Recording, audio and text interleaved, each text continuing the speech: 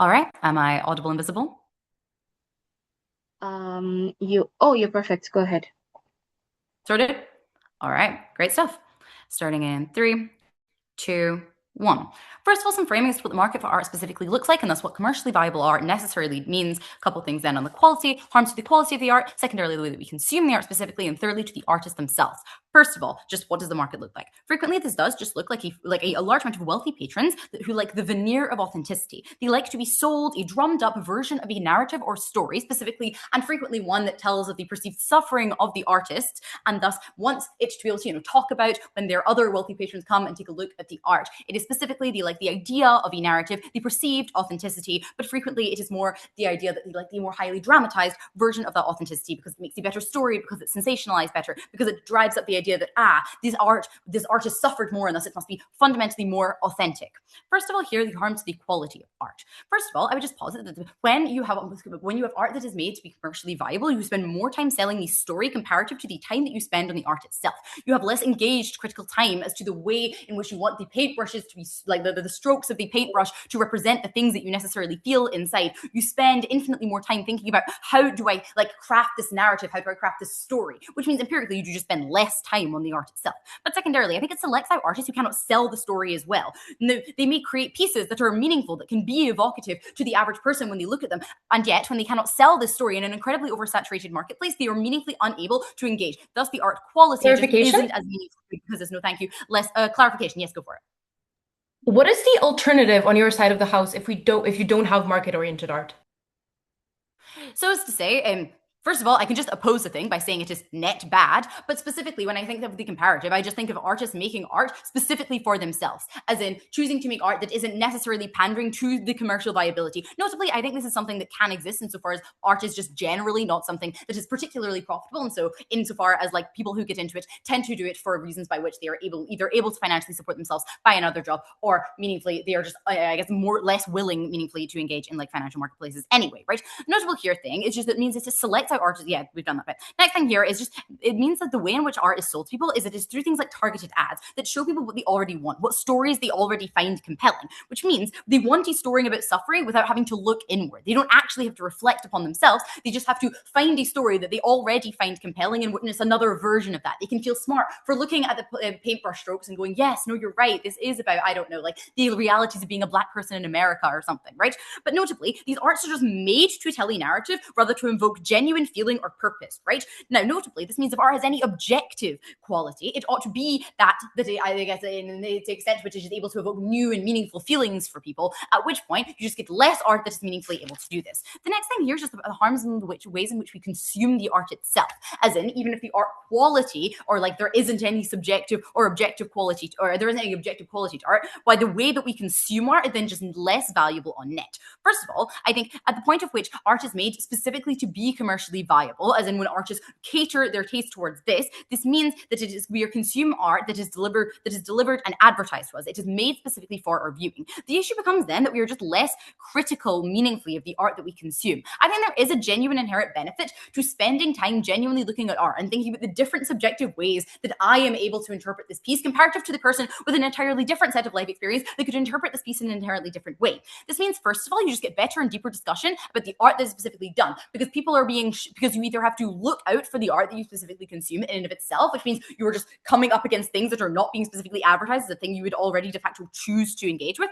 But I think you just have better, deeper discussion because people are subjectively are able to take more from each individual piece of art because they're no longer trying to tell you a story. The story is what you specifically think of it in and of itself.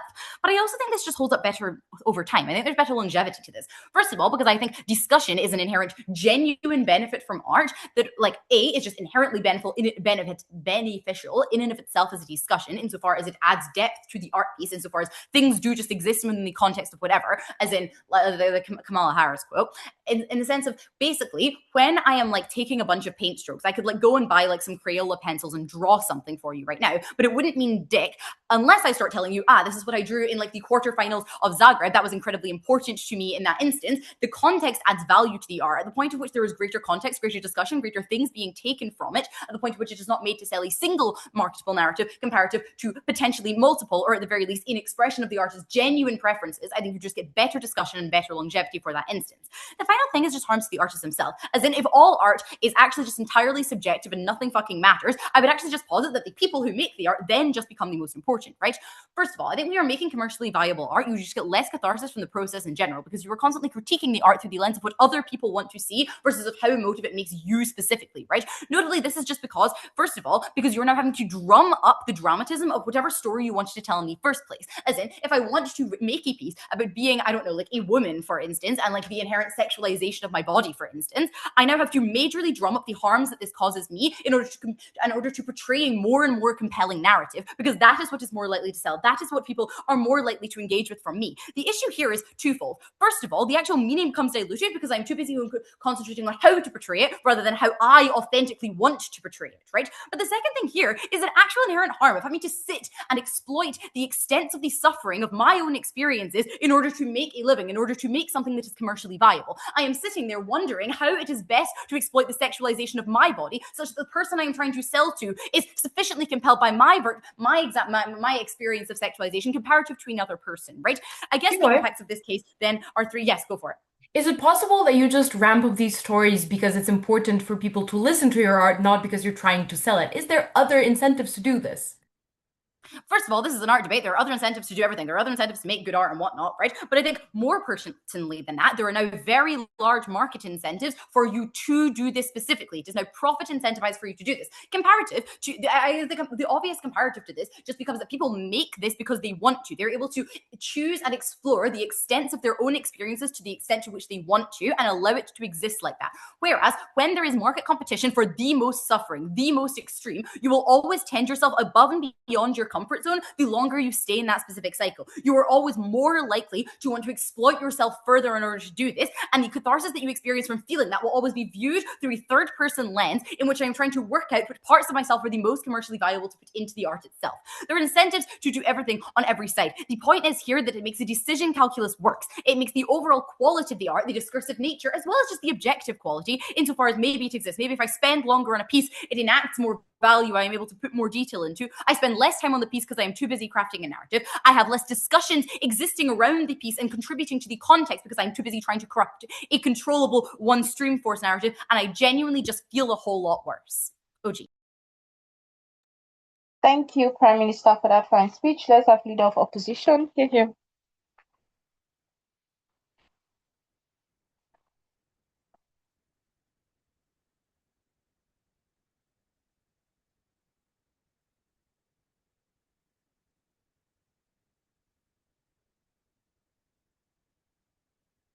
Yeah.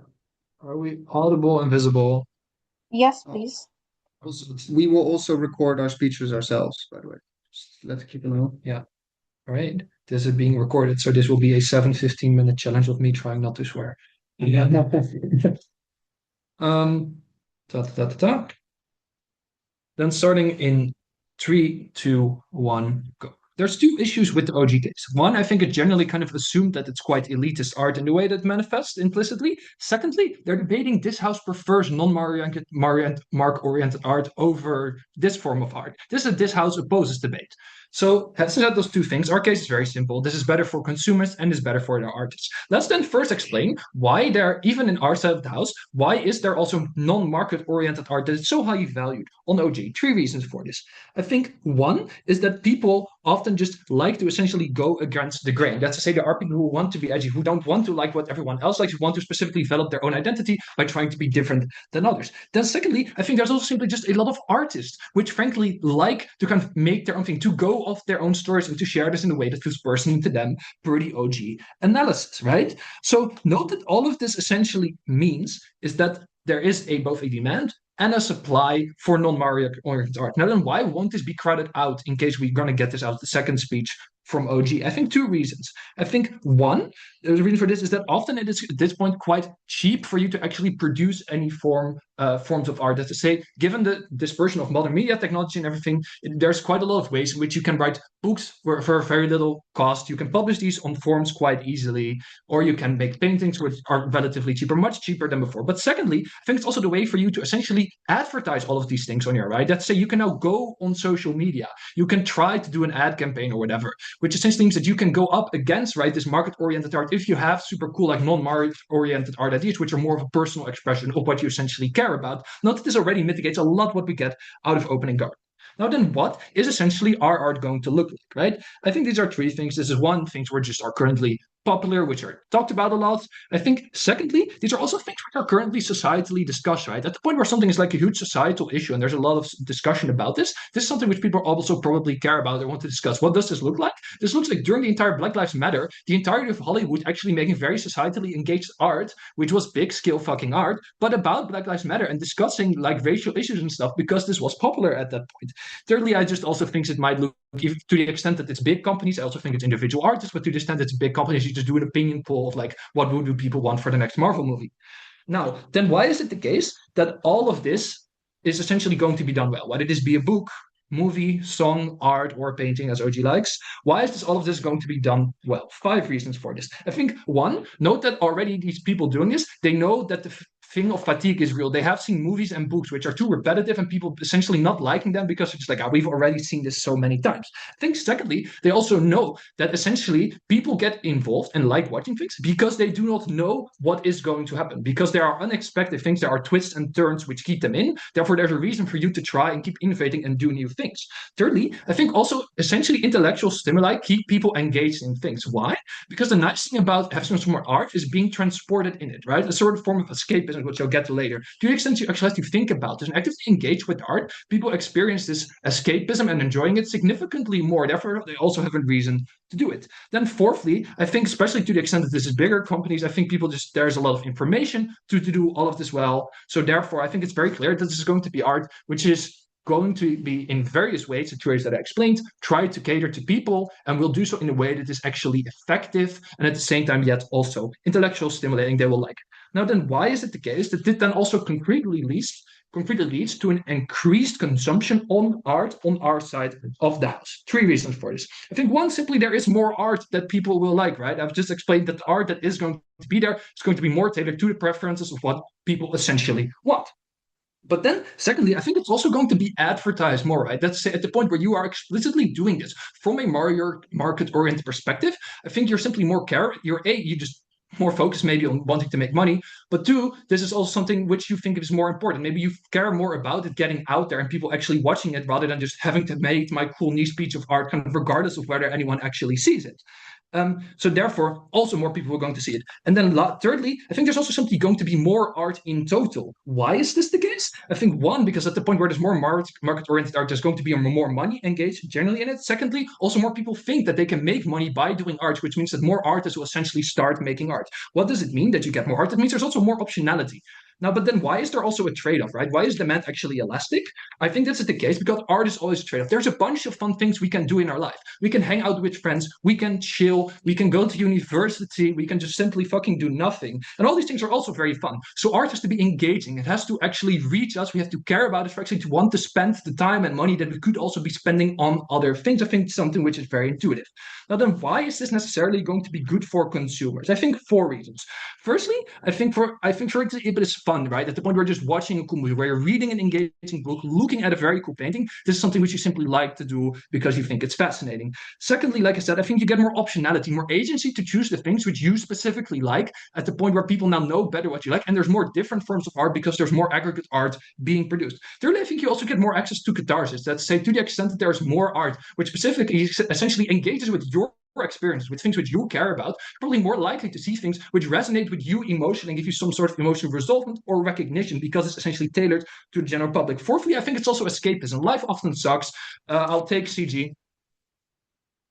Why would I watch a movie when I can watch a summary on YouTube? Why would I go to see a painting in a museum when I can see its analysis on Instagram?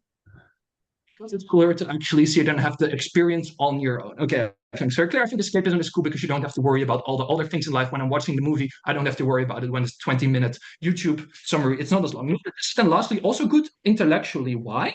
Because I already explained that this art is on some level still going to be intellectually stimulating, right? Note that per our analysis, A, more people are actually going to see it.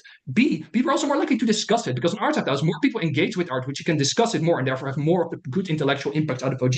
Thirdly, I think it's specifically the people which on their side of the house are least likely to engage with art, who are poor, who have little time, that will watch our art, but likely not theirs. Note that then lastly, this is also good for artists. Why? Because I think because there is just more demand. But why on their side of the house is it kind of cooked? Because I think artists are generally just very poor. Why? One, because it's very uncertain, right? It depends on whether your next thing is actually going to properly work out. You constantly have to keep improving. Secondly, there's a lot of artists you have to break through. You have to be unique, which doesn't happen to a lot. Thirdly, it can often still be quite expensive. But note that their art is also uniquely bad and actually catering to people. Why? Because one, I think artists are often quite unique figures, right? It doesn't pay that well, yet people do it. Secondly, these people have thought about these issues for ages and ages and ages. And at the point where you think about something for like weeks or months or years, you're not going to be able to think what the normal person in that sense really cares about that much. So when you're not actively trying, when you're really in your own loop, you're not going to make things which a general person also thinks about because you're thinking about it for much longer than they are. Therefore, it is not appealing. See the converse of all the reasons I gave. Very proud to oppose. Thank you, Leader of Opposition, for that speech. Let's have Deputy Prime Minister here.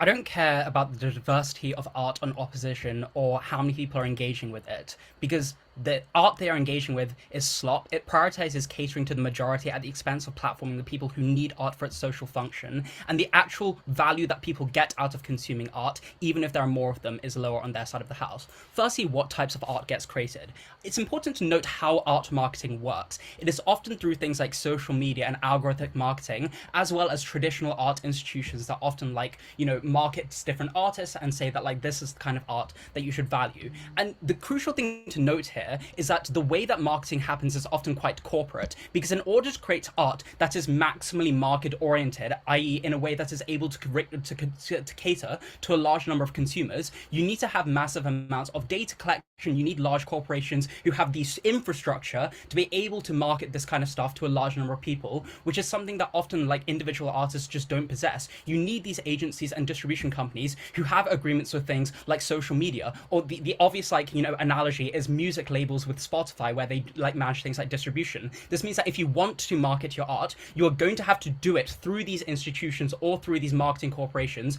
or agencies who are responsible for platforming. This is important because those agencies have many requirements for what they deem to be marketable art, or what you need to do in order to be part of that market in the first place, i.e. these are agencies which care a lot about their brand and their reputation, which is why they often avoid trying to do things that are particularly subversive, because these are often agencies which are funded by massive by investors or billionaires like the George Soros Foundation, who want to maintain their image and stuff like that, which means that they don't want you to do things that are, for example, particularly subversive against the rich, i.e. eating the rich or stuff like that, but also they have incentives to cater to a large number of people in a lowest common denominator way, i.e. they don't actually want to cater to specific niches or minority artists that much, because if they can find something that is sufficiently enjoyable for minorities in a way where they're still having some of their preferences being met, even if they're not having their maximal preferences being met, the fact that you're just marketing art which appeals to a large number of people sufficiently instead of catering to their specific needs, I think that's the way that the marketing happens. I think that already explains why some of the kind of art that this leads to is just inherently bad already. But another thing I want to talk about here, in addition to everything that Zoe already talked about, is the value of intentionally subversive art. Art is created often as social commentary. Think things like graffiti or the works by Banksy, which aren't created so that people can buy them or so that people can view them en masse, but they are made as political statements. They're made in a way that calls governments out and makes sure that there is some visibility on negative actions that they are doing, or they simply just force you to confront your own beliefs. You see a work of art like Guernica, which makes you reevaluate, whether the Spanish Civil War was something at the time that you wanted to engage with. You see the brutality and horror of war. Art is something that isn't just created created for personal satisfaction. It is something, I think it's something that often is quite subversive. Like, also think about protest art, like this work that the Guerrilla Girls did, or things like ad spoofing. These are explicitly subversive things that are not designed to cater to the market. But also this includes art that is just created for personal satisfaction. The art that you post on social media and sometimes has a following as a natural result, but isn't actively pushed to the masses. So firstly, I just would say that comparatively, this is the kind of art that we prefer being made. If people are making this kind of art instead of market-oriented art, we think that's already a win because of the social function of this art. It is just an important thing to have in society for things like social movements, for things like calling out governments, and we don't want to have large agencies and corporations who are behind marketing suppressing these messages because it is actively not in their interest to do so.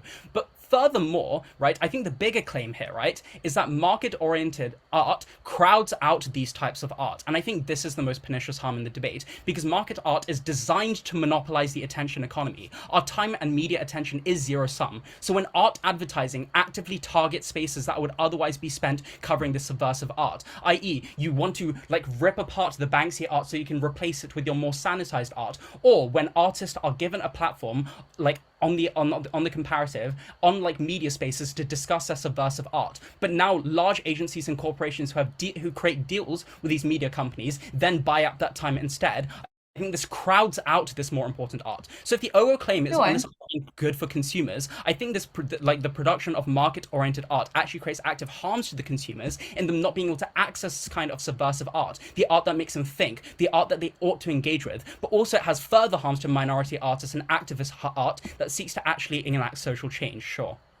Insofar protest art is a protest and it responds to problematic things. If you remove problematic things, how do you get protest art that responds to things? Again, note, okay, the protest art isn't created against marketed art, it's created against government structures. There's no limit of things to protest. What the fuck? Okay, what do we think is the correct way for people to produce and engage with art? And this is important to engagement with OO because they just mention escapism or people having like the opportunity to consume art in a way that's comfortable.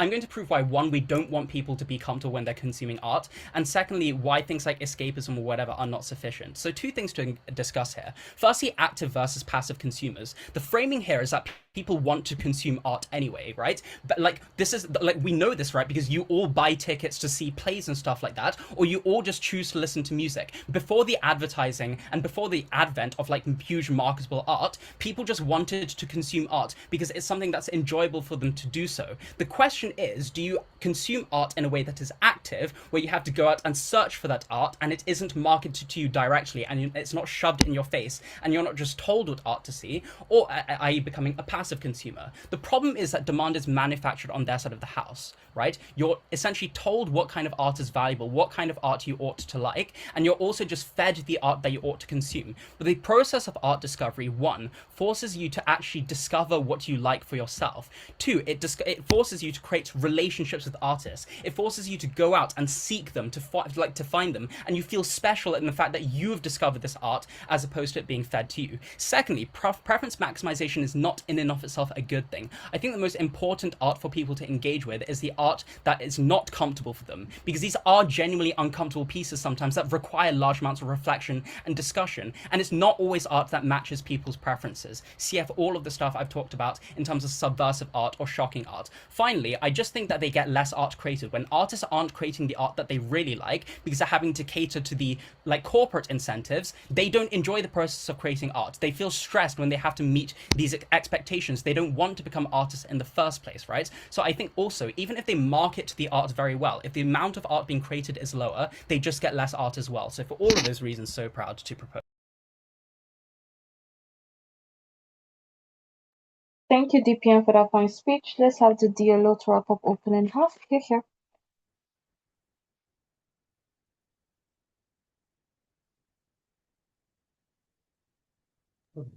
Just to check, am I audible and visible? Yes, please. Which over to the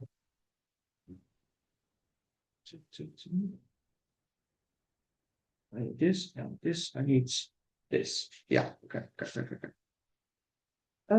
Yeah. Okay. So we have a recording. Do we have a timer? Cool. Okay. Starting in 3, 2, 1. Adding, clarifying a bit more onto our case, basically the second claim that this is better for artists because it actually grants them more income on our side of the house, right? Because basically what you have on Gov side is you have someone who's basically making art that they really love, that they think is really good, but then probably because they have their very specific non-normal ideas, right? So they went into this kind of art, they were willing to go into poverty to kind of make this art. Presumably the kind of artistic mind, the artistic vision isn't really generally liked by the average art salesperson or the person who just wants to hang up something in their living room, right? Which means they're likely not going to buy it. Also because they've spent so many years trying to get into the spending into this business. At that point, probably they are way basically they're thinking too complex about all these topics, right? They're probably just making art that basically the average seller or the average buyer does not understand, and therefore they have problems actually generating income on our side. They're actually thinking, okay, wait, what is the algorithm like? What do my consumers like? And therefore they're actually able to access a bigger market and access income, right? Then responding to pushbacks that we get out of Deputy. First thing is just, yeah, but you talk about enjoyment, but we don't care because the enjoyment is slop. Bruh, like what? I mean, Marvel is fun. I think a lot of people enjoy going to the movies. Just saying like that's slop, I don't care about that. I think that's very disingenuous and that's just elitist at that point, right? Moving on then, but they say companies will limit you, and we need social commentary. We need these kind of subversive people. Most artists don't make subversive art, right? Most artists are not Banksy, right? The people that then do these things are probably quite radical because they are fearing arrests. Like if you make these kind of Guernica painting, you are fearing like kind of an arrest from the fascist government later on. If you are Banksy, you want to retain your anonymity. Presumably, the only people who do this are the most radical people, the people that care the most about social change. These people will never make market-oriented art on both sides of the house. These people will remain making subversive art anyway, right? So basically, there's no delta on that. But then secondly, they get but then they say, but you get crowded out, right? The big companies are going to crowd you out. No, because basically you can only get crowded out by algorithms and expositions, right? These very subversive people are not getting expositions, are not on Spotify anyway, so you're not going to get crowded out. Like it's not that the graffiti is suddenly all like very corporate wokish. The graffiti is still there. You can still make subversive art. The only difference is that kind of the more centrist artists are making more art that's market oriented. Then lastly, they say, but it forces you to get better enjoyment. We don't want any of this slop. Fuck that. Become an art critic, right? Most people on the comparative will just never do this. At the point that art is very complex and your life is very busy, you arrive home from 7, you will not go to an art exposition, right? At that point, what matters the most is just having the enjoyment and helping artists who would not have otherwise have enough income, right? And the people that are going to be as critical, probably they are already on both sides of the house because they just really, really, really enjoy art. Then weighing to OG. First, weighing on the kind of, because we basically clash on the same thing. Like, what do the consumers like best? Where's the art market the best? And then we clash on what's the best for the artist. So first, on the art market clash, I think we basically win this basically because we provide a higher sense of agency. We say, look, if you are like OG and you really care about art being critical and having hard thinking, you can still do that on our side of the house, because the only difference is that we get like basically a increase in this kind of market-oriented art from artists who would not have otherwise been well known. The really subversive artists, the really deep critical thinking probably exists on either side of the house. The benefit that we have is that at least you can choose what kind of art to enjoy. But then on the artist clash, so where are artists the best? Let's weigh over it in intensity on 2 ways. Firstly, getting income just weighs more heavily than being able to fully follow your passion and fully express your beliefs, right? Income unlocks things that you need to live the good life, right? This is bread, this is your dinner, but it also is just being able to go to a restaurant sometime, giving yourself some time off, going on a vacation maybe once a year, right? These experiences allow you to, 1, live your life at all and not starve, but also 2, live it with less stress, which improves all other experiences that you may have, right? So this basically improves your quality of life all across the board. Comparatively, for OG, passion or following your heart is only as good for that specific aspect of your life and nothing else, right? It doesn't allow you to continue living or improve other aspects of your life, which just generally grants you less utility. Second point of weighing, income allows you to gain longer and more impacts from art, right? Because we buy the bullet that probably we're gonna have less enjoyment, or like the artist will maybe enjoy making their art a bit less. But income allows you to continue doing art, and that's presumably still better, right? Because in side, you're likely to quit at a certain point in time, right? Why? Because you either just physically can't continue your work for lack of income and are forced to just get a job, right? But secondly, even if your income is very sufficient, you may still quit. Why? Because you feel like you're living paycheck to paycheck and there's no end. If you continue, you'll never get another job because no one's going to hire someone when they're 50. So you think, okay, well, I need to exit now. I need to kind of lock in, right? And secondly, I think there's just a huge social pressure from basically everyone in your social circle saying, when are you going to get a job? When are you going to get income? The weighing is then very clear. Maybe you enjoy making this one painting less, but at the point that we say you can make 100 paintings and on OG you can only make 5, then probably we weigh over, right? Rebutting them arguments. First, rebutting their market argument, but before that, I'll take closing. You're a student who studies full-time, has a job on the side, and now you also have to spend additional 30 hours per week making TikToks so you can sell your book or your new movie. How are you feasibly gonna fit that within your schedule? Yeah, thank you. Basically, what you then can do is just make less paintings, right? If I'm writing a book, I take longer to write the book so that I can then properly market it. I don't care about this as long as I can actually get an income from this. Rebutting OG. First, rebutting their market argument. The point is, but you have to sell a story to rich people. Necessarily. You can also just make art that is interesting, something that you know rich people are willing to buy, some very vague abstract constructivist art that they can really use to avoid taxes or some shit. And because reasonably, if it's that hard to do this, as OG says, probably you're going to market to rich people in another way. But even if this was not that hard and we're not that strict, I'm not sure that artists could even spend that much time on constructing a narrative. They're not marketeers, they're not communications majors. How the fuck would they even be able to spend like so much time on crafting a narrative that suddenly they don't have any more time to spend on paintings? But secondly, they say, but we see things that we already agree with, therefore we have less social discussion and critical enjoyment of art. Sure, but on the comparative, the comparative makes this impact very marginal because in its best case, there is no market-oriented art at all. Generally, that means there is going to be less art expositions, right?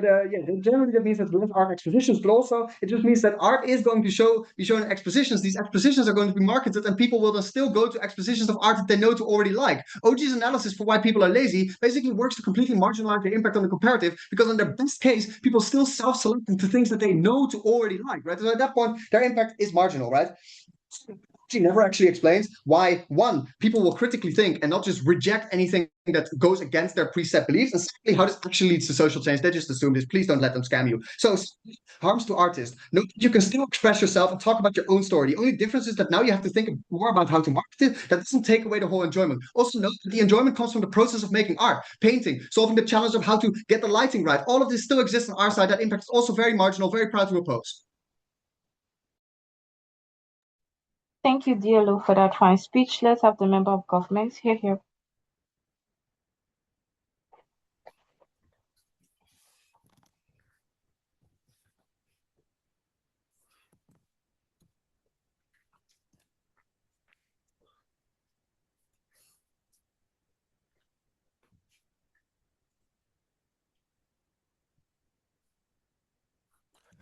I think we're going to get less artistic freedom at the point where we specifically cater to markets. I also think this uniquely leads to less political activism and subpar entertainment. This sounds somewhat similar perhaps to OG, so let me explain how we're going to be different. We get this idea from PM about high art and the struggling artist. I think this is a very rare thing. That is to say, you're talking about millionaire patrons here who really care about this struggling artist, want this to be the semi-authentic thing. I don't think this is the way that a lot of people engage with art. I think it's very rare to find these patrons that are that interesting. I also think there's a bit of an internal contradiction when they talk about catharsis, because when they say that you don't get any catharsis from this, but at the point where your struggle is specifically the thing that you are marketing on, I think you are very free to express your struggle, and you can actually get catharsis from this. We're actually going to talk about more mainstream art, or at least art at a larger scale, which reaches more people and therefore has better impacts on activism and entertainment.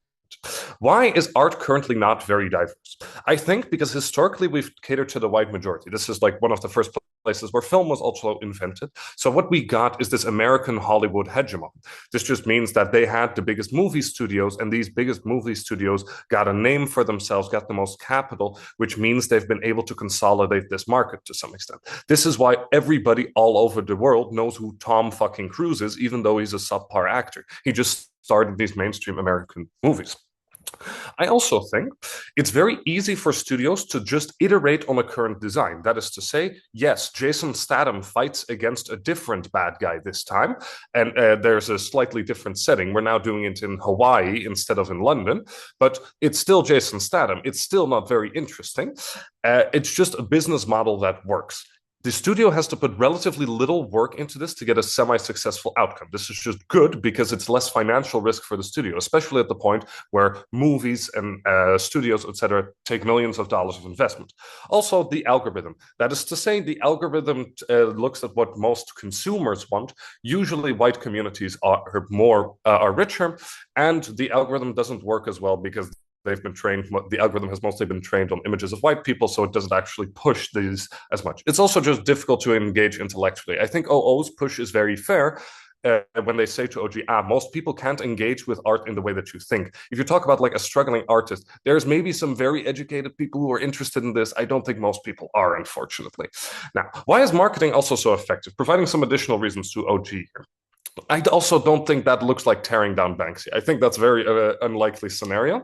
I think it looks more realistically, it looks like Instagram ads because the big studios can actually pay for this. Rich white artists, such as Banksy, if he wanted to, or just in general, rich white artists can actually pay for these Netflix ads. Think Taylor Swift.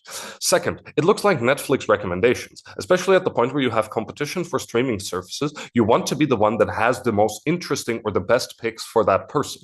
You know that most of your audience engages uncritically because they watch Netflix while they eat or when they're tired after their 9 to 5. So you want to give them something that is easy to digest and fits their idea of entertainment. So necessarily this program or this algorithm is also going to push you something that is uncontroversial and easy for you to digest. It also looks like existing deals with venues. That is to say, probably certain, like the O2 Arena in London has an agreement with certain big artists that they get to perform there at certain times of the year when there's a lot of people that want to come there. This also looks like the good times in theaters, like 9 p.m. instead of 11 p.m., which is when they probably show the minority movies because those aren't associated with big studios, so they don't have a position of negotiation.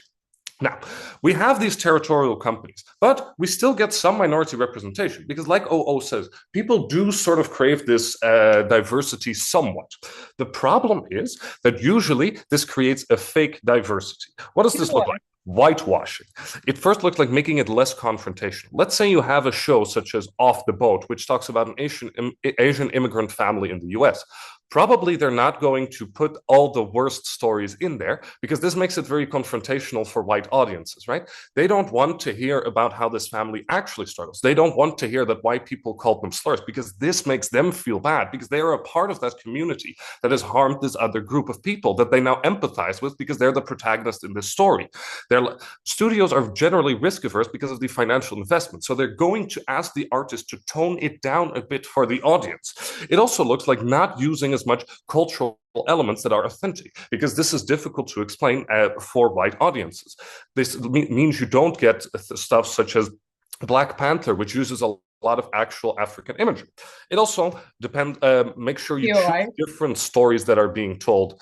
That is to say, you probably take the story of some immigrant in the US. You don't take the story of somebody from an actual third world country, such as someone who was left, someone in India after the British left and the chaos that this caused by the British fucking them over with colonialization, because that is a worse story to tell. Then, why? Well, I'll take opening first. Yeah, so sure, the movies are racist now or whatever, but like let's say they get better on your side of the house. Per all the analysis you give in the beginning, why are people going to access and see these movies? Because I think, like you say, people still have the natural need for diversity. And this is also my antithesis to the OO case. That is to say, most people are going to indeed consume uncritically. This is a large part. They're always going to watch Jason Statham movies or The Fucking Rock, right?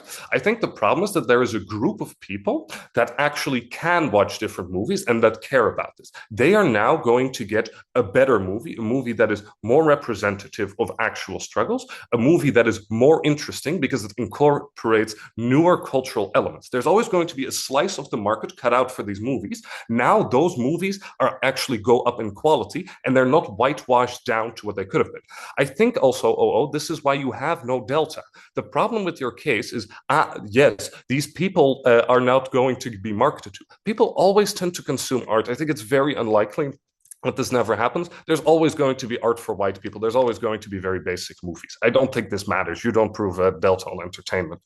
I think this makes also for very tangible social impacts because it shows a very wrong idea of what the struggle looks like. This is also why movies such as 12 Years a Slave are so imprinted on our collective memory. It's because they actually visually show the horribleness that chattel slavery in the US was. This changes the public debate and the public discussion because at that point you actually see what's happened. You actually see the horrible things that people have to go through. This is important because you feel some kind of guilt for this and you don't want to feel this guilt. I'm so proud to propose.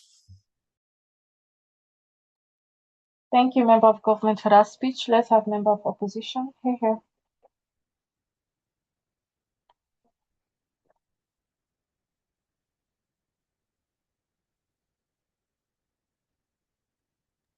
Sorry, I was unmuted.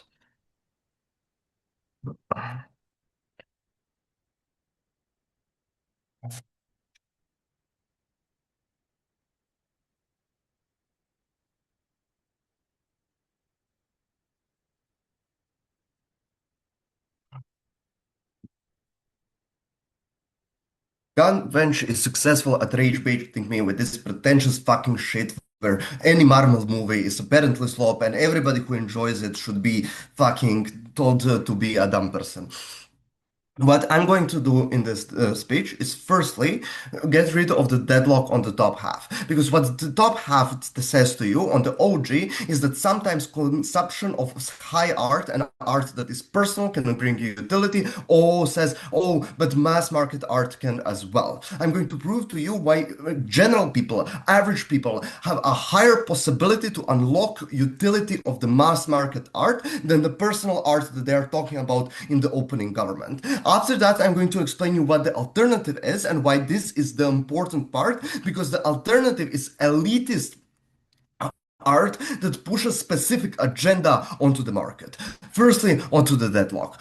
Why people generally have higher possibility of unlocking utility of the mass market art.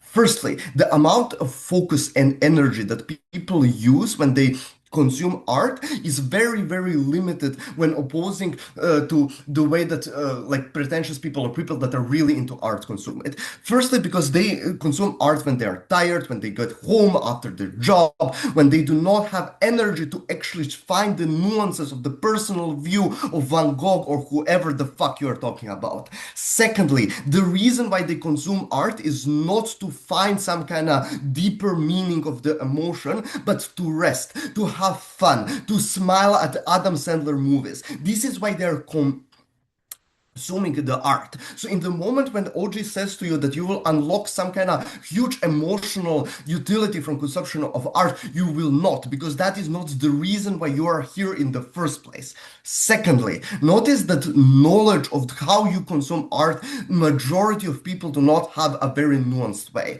There's this painting, Blue, right, where the painter painted the like the new version of the blue color. But the majority of people simply see blue. They do not understand that there is story behind that. But insofar this is majority of people cannot unlock the utility from that kind of art. So I don't understand why is it important, why they shouldn't be able to consume Adam Sandler movies from which they do get utility and therefore their life is better on our side of the house. Thirdly, the amount of consumption is smaller, therefore reactions to trends, cheesy stuff, and slop is different. Because the reason why people that consume a lot of art do not like Adam Sandler movies is because they see them as cheesy and something that is always that way and stuff like that. But the regular person that has different impulses, has different view of the world, because they see those kind of fart jokes funny because it is not 1,000,000th time that they saw them. Because of that, they get easier utility from this because they don't have to search for this emotional aspect of everything, because this kind of shallow version is enough for them. Fourthly, institutions maximize the utility that they get, because notice that in the moment when You have to point out to the consumers and try to find what the consumers want. Most probably you opt into finding what will bring the most utility to those consumers. But on the comparative, you're searching what you want to put out there, therefore not finding enough utility for the consumers. You have no right to judge people and how they find their happiness. Now on to alternative. Listen, we constantly oppose things because alternative is worse. We vote for the Democrats even though perhaps we don't like Hillary Clinton, but we oppose fucking Trump more and therefore we do not oppose Hillary Clinton. We go to Thailand's food even though perhaps we would rather go to Burger King, but you know what? My girlfriend doesn't like Burger King, therefore I oppose this more. We will be comparatively better, therefore, than the top half, because for you to actually understand the impacts of the top half, you have to insert yourself as a panel trying to see where the comparative is. Because the question is do we oppose it as opposed to what? What is the alternative? Notice that if in the moment when you don't have mass market art, you still need money to create art. Movies still cost money to create. You still need studios to record songs. You still, okay, you still need all of these things. Secondly, notice that publishing still opts into some kind of hierarchy. Consumption is contingent on availability, so somebody still has to choose which movies will be in cinema and which songs will be on radio and all of these things. We think that the likely alternative is elitist academics that are funded as a pet projects. But before I continue, OJ? If you care about elitism or people relaxing, the market forces a certain type of art on you. When people become active consumers instead, they seek out and find the art they like because it isn't crowded out. The problem is that you're limited to your ability to find that kind of consumption. Because if I'm incredibly tired, I will not try to find French new wave of movies because that will not bring me utility. Much rather, I will opt in to the even lower aspects, such as TikToks or stuff like that, which will bring me the utility that I want. Why the elitist academia is much, much worse. Firstly, those are rich people from academic elites, meaning that they only saw one way the life can be lived. They had no access to poverty, no access to dealing with the minority issues from the poor perspective, and no cultural interaction with majority. They don't know the slangs of regular people. They don't know what they like or dislike because they had no access. They were raised in richness. They were raised without the diversity of the experiences, meaning that they cannot create and publish diversity since they don't see that as a choice that can be put onto the market. But furthermore, our comparative has that kind of stuff because they can opt into the incentives of market and push onto it in that way. That is why you have a Tarantino director that came from the incredible poverty and shows how those people see the world, showing them more utility through this kind of way. But furthermore, it is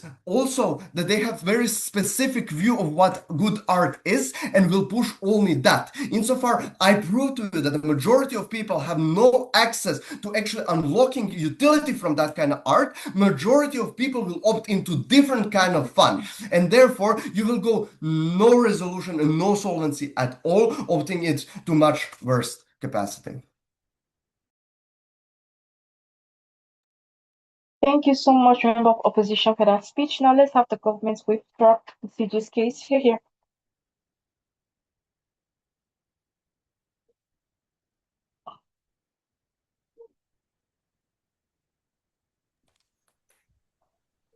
I will take PRS in the chat, please.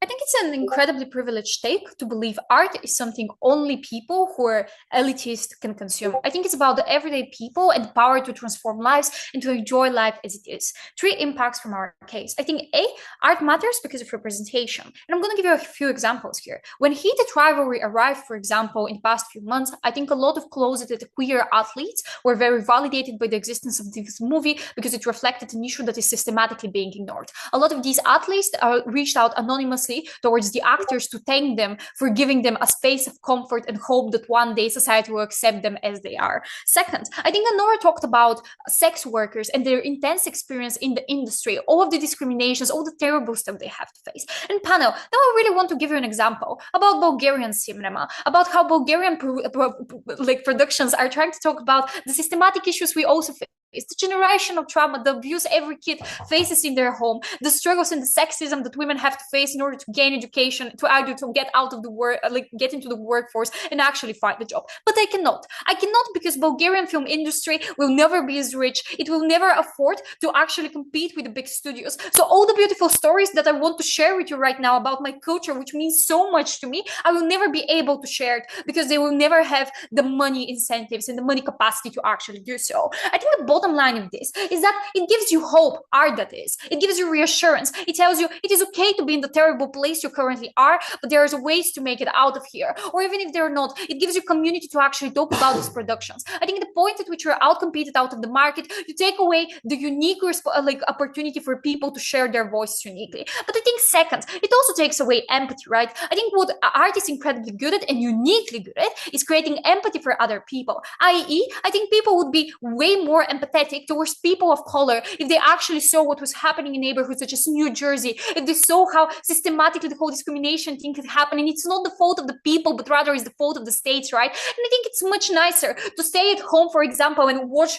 it on the TV, or go to the cinema every Sunday with your family, compared to just seeing another, I don't know, white center movie. I think empathy is incredibly important for our third impact, which is social change. I think it starts conversations about issues and popularizes them in a way in which it is accessible. I believe, on the contrary, political venues are just inaccessible. No one watches parliamentary debates. Politicians also lie because they want to cater towards the rich white people who are there in their middle age and just do not care about intersectionality in the end of the day. I think art provides a unique venue for us to actually express ourselves, to talk about issues, to find understanding, to find community, but also to share our voices and normalize sharing our stories, i.e. that's why right now I feel confident sharing a story personally towards you guys, because I have had enough art that validated my experiences as a woman, and now I can actually share them with you. Engagement with you. When they say that art is all about smiles and having fun, I disagree with this. A, because it's a very privileged take. I think maybe white people, we can do this, but I don't think this goes to other people in other societies. But second, notice this is just something not unique, right? If I just want to have fun, I'm going to go out clubbing, I'm going to scroll on TikTok, I'm going to go take a nap if I want to chill. Why specifically art, when art is so powerful and its power can be utilized for changing the world? But thirdly, I think also art just makes you experience this life, right? It takes my hand and takes me to adventures of someone's head during the AIDS crisis, or what the life of a woman in South Korea is and all the misogyny she faces. It gives me experiences I would never be able to experience in my own life and in my own body. Then they say, but also art doesn't have this effect on you. And then you see this blue painting and you don't understand what it is. There's a great contrary example to this. There was this amazing big red painting in Rotterdam's big galleries that people, when they saw it, they would looking at it and they would get so angry that one guy punched essentially where the painting was, because the color of red gave them such an intense experience. I think art can touch you on emotional level even when you don't understand it. I think it can make you feel and it can provoke you, even if you think you're the type of guy who doesn't understand what a red or a blue painting is in the end of the day. Engagement with open composition. I think a lot of their points are just on non-market art is still valued. I think they do not prove capacity, and here are a few reasons why this is not the case. A, I think people do not have the attention span for this. And even if they do have the attention span for this, I think marketing does not allow for competition to exist in this end of the day if you don't engage within the marketing stuff. But I think second, art is not cheap. Art costs time. You work a 9 to 5. You go to uni. You also need time to perfect your art. The first book I write was shit, dear panel. I need to write more. I need to read more to become a better artist. I need to film more, watch more movies. And this costs time, right? But I think second, notice that marketing is also costly. You need to pay for ads. Or you also waste your time doing it. But thirdly, I think you also need some sort of like software. Like you need a camera, you need actors, costumes, venues, studio in which you do the art. You need to find money for this. And I think especially at the point at which you need to dedicate a lot of time towards marketing, it's very hard for you to actually start monetizing it and finding the sources for it. But I think lastly, I think if you spend time on marketing, this is bad because it takes away from the time you spend on actually making the art itself, right? If you're an artist, you want to dedicate yourself doing this, regardless of whether you do it full time or on the side. It takes away from your responsibility and the opportunity to like express your agency in the end of the day. Before I continue, I'm going to take opening. Yeah, people indeed want to see diversity. However, that doesn't mean they want to see all kinds of diversity. On your side, viewers likely won't opt into the movie that fundamentally changes their belief system. At least our art gives a subtle criticism and will be viewed. Yeah, that is not the case. For example, notice that there are a lot of movies, like One Fight After Another, which talk about black radicalism, and it literally won an Oscar. People love stories about different communities. But the thing is, they barely make it to Hollywood. It's always the richest individuals that make it out, and somehow they made the story out of it. There's so many silenced voices that still can be heard from, and they will be heard from our side of the house. Now, I think they also say, look, art from their side, that is, claims that art will be done well. I think from their side of the house, there is a lot of repetitive art. So, for example, music is done currently through analyzing what works well with algorithms, or Netflix with their high school dramas, and The Summer I Turned Pretty, which repeats the same stuff, right? The structural reasons for this is that it appeals, A, to the white-centered watcher, but B, people have limited time, and they pick the familiar because they don't want to risk it, essentially, stuff. But even if this is not the truth, why consuming less art is still better than consuming more art, but if it's deeper? I think you just learn more, right? Firstly, about the world, because you read the information about paintings in the art gallery and about different communities, but you also just, understand stuff about yourself as well. You have exploration of the self when you interpret the painting, and you get to know yourself a little bit better, which provides you with further agency. But second, it provides you with better analytical thinking, because you learn how to analyze components of the Lis painting, for example, or you learn about other experiences such as poverty and authorship. And because of all of these reasons, I'm incredibly proud to propose. Thank you so much, Gov Whip, for that fine speech. Now let's have the opposition whip to round off the entire debate. Here. Am I audible? Yes, you are. Please go ahead. Great, thank you. I'll take my POIs verbally, please. Starting in 3, 2, 1. It's very easy to do my job when CG at the same time rebuts and knives their opening. So I'm firstly going to take out CG, and then I'm going to deal with OG.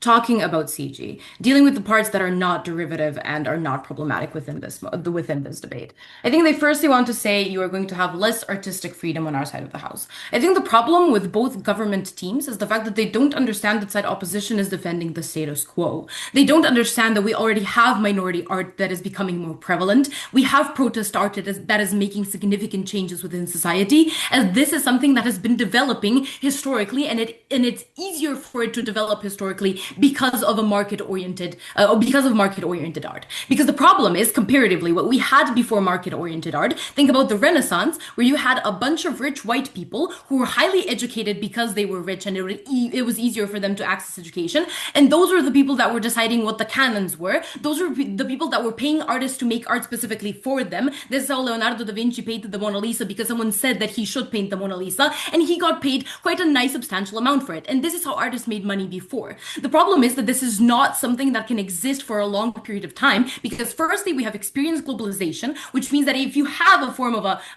global elite of people that decide on something, it's harder to engage with all of the art that exists out there. The problem is that insofar you don't have the market that is selling you what you enjoy, it's very hard to know it's very hard to determine the quality of good art and what art you should engage with, and how do you get to all of this. That is the problem, because then on side government, you probably have these elites that are going to tell you that some art is better than other art. But it gives you analysis as to why these people are probably going to be biased. Then the problem is that you have less freedom of artists on their side of the house, because it's way harder for them to actually make art. What is the unique thing that happens on our side of the house? The fact that A lot of people want to make art because this is important to them. I'm not going to argue that it isn't. The fact is that sometimes it's hard to tell other people what is important to you because not everyone else thinks that those things are important.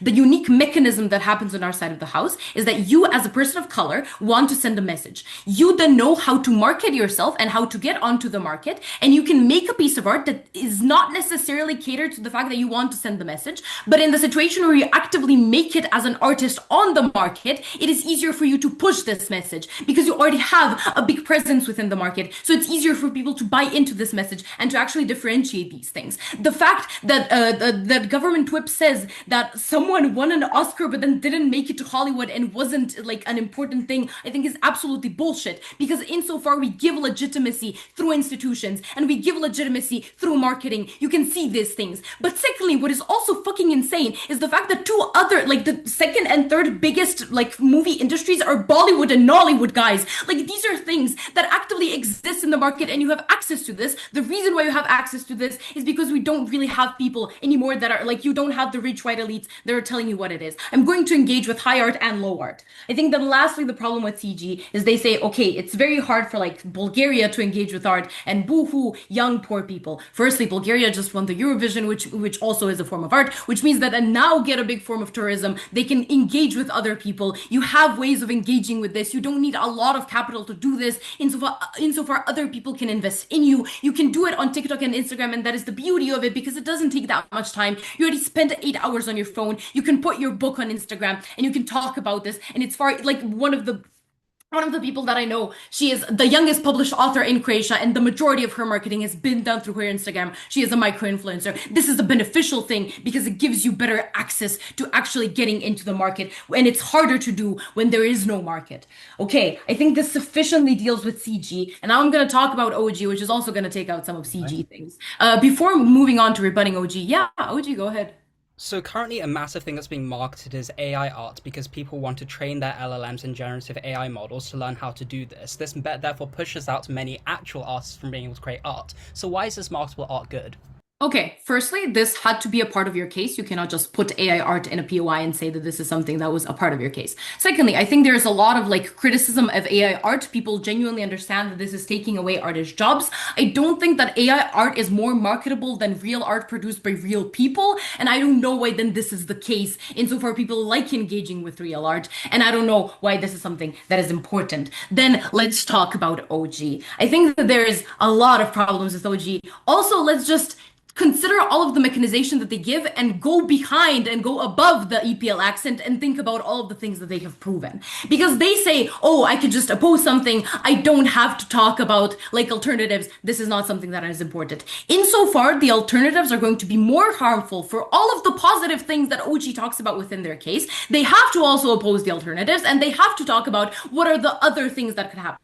I agree that there is harms to the fact that the market-oriented art exists. I agree that some artists might find it harder. The thing is that on net, it is going to be easier for artists to access this. If you talk about the alternatives, it is much harder for people of color, for minorities, women, etc. to get to this. If we're talking about sensationalization of art and how you yourself as an artist have to make yourself vulnerable for it to be sellable, I think firstly, insofar you're making art, you're making yourself vulnerable. This is also a form of catharsis because the process of making art is something that is bringing the catharsis to you. Secondly, I am not sure if you find it harmful to talk about how hard it is to be a woman, to market yourself. I am not sure why you would do this insofar already as a story, and OG concedes to the fact that the story and context is more important than art. If you can just say I'm a woman and being a woman is hard and people are going to buy this, this is a way for you to market the art. People genuinely buy into this because people want to engage with problematic things, especially because they want to know about diversification and they want to learn new things. I think then secondly, what is important here is that you don't engage with art just because it's leisurely. You engage with art because it's like something that you enjoy and you want to do. I'm not sure from opening government why it's bad to be a passive art consumer. Why do I have to actively seek out art? Insofar I have found things that bring me joy and that bring me utility, that make me a happy person, and I get all of the benefits. I get the catharsis, I get the discussion because I'm going to talk to my friends about the Marvel movie, which is a discussion. Insofar, I can unlock all of these things because I know myself and I know what I enjoy. I don't know why being active is necessarily better, and I don't think OG at any point proves why engaging with art is better. Actively, right? I think then lastly what stands is just social function and how this is going to work. I think the biggest problem here is they don't prove the link as to how you actually remove the people of color and like the protests, yada yada. Insofar, this is something that actively stems from the market-oriented art. It is easier to access on our side of the house. Insofar, all of this is true. We outweigh all of the benefits that happen on site government because they don't engage with the alternatives, and we are better at this than OO, so we have to beat them as well. CO. Thank you so much, Opposition Whip.